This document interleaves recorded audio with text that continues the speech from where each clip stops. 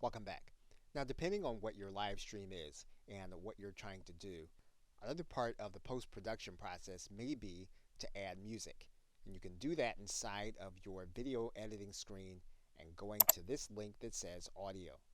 And when you do that, what you're going to notice is that you can add or replace audio inside of your video.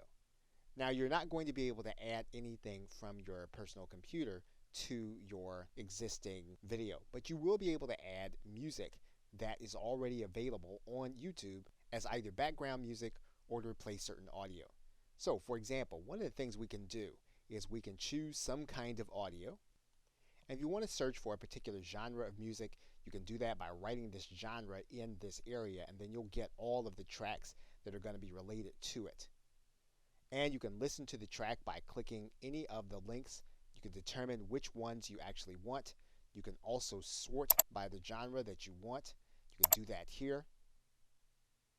And then once you find the background music that you'd like to place inside of your video, you can then place that video here. Now, one of the things that you can do, you get to the end of your video and you have your end card showing, those are good times to actually add in the music. So what we would do here is we would then click add to video of the track that we want to add. We would then pull it to the point in the video where we want it to begin and end.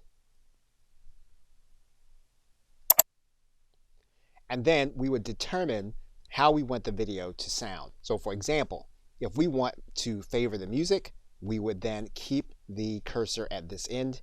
If we want it to be background music and we would want our voice to play, then we'll move the cursor more to this end. And then once we finalize our changes, we would then click Save Changes. You'll then see the edit of your video is in progress, and when it is complete, then your video will be ready with new audio. Okay, so with that, thanks, and I will see you in another video.